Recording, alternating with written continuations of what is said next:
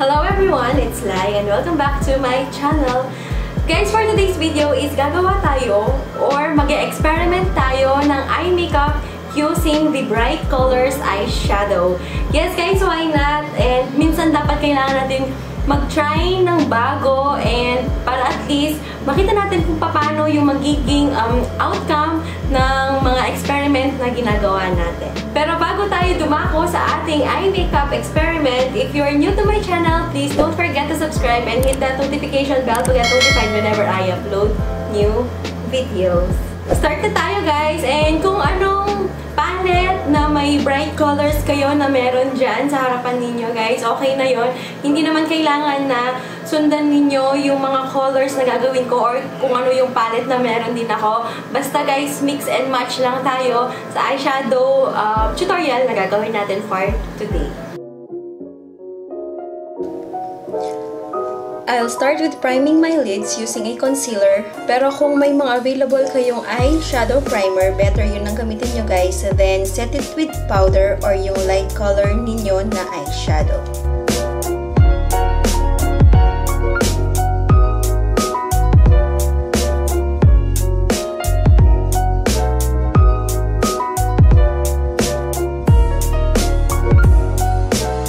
In my case, ginamit ko ang yellow-orange shade na eyeshadow using my small blending brush to set yung concealer and maglalagay na rin ako sa inner part ng lids ko para mas mag-pop up yung next na shade na i-apply ko.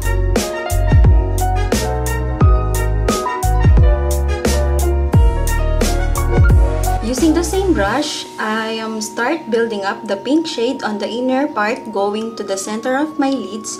Just do the circular blending motion.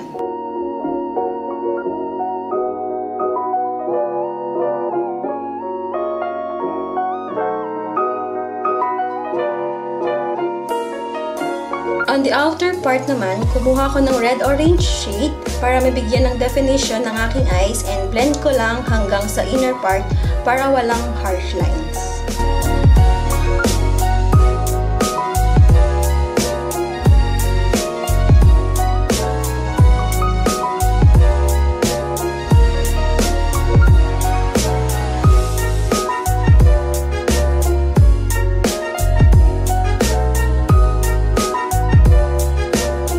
For the smoky effect, apply ko lang ang blue-violet shade. Concentrate lang ako sa outer V ng lids ko and blend well using the medium flat brush.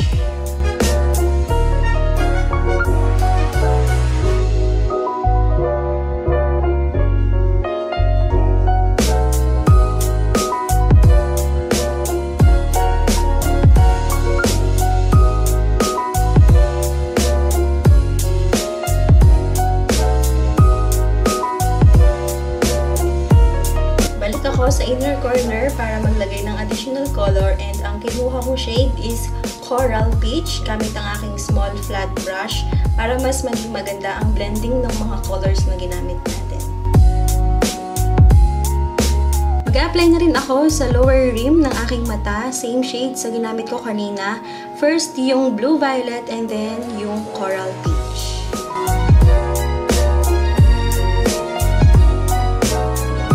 Apply na rin ako ng very thin na liquid liner. Bali, susundan ko lang yung lash line ko para magsilbing base ng ilalagay nating falsies mamaya.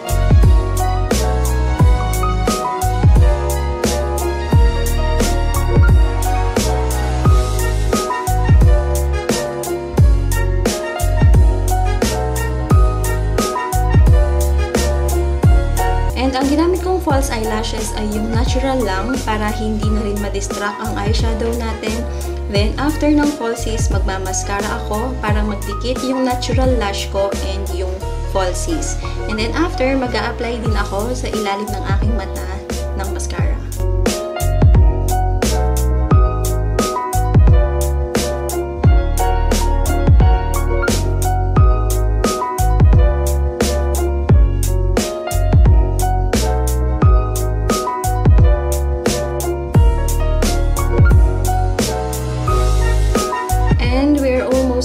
Lalagyan ko na rin ng glitters para maging attractive ang ating mata. I-blend ko lang siya using my finger. Bali, nasa sa inyo na rin yan kung gaano karami ang ilalagay ninyong glitters. But for me, enough na yan. And then, maglalagay din ako sa ilalim ng aking mata, guys.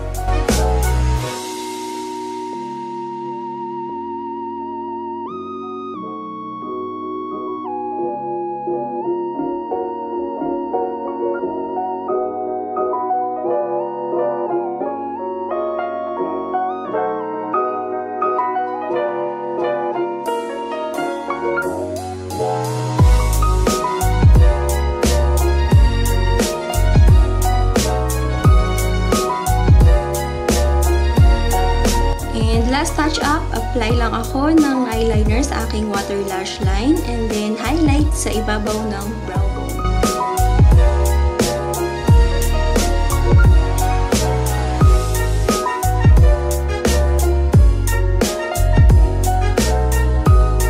And we're done. I hope you enjoyed my video. Don't forget to give it a thumbs up and share it to your friends. And I hope to see you on my next video. Bye!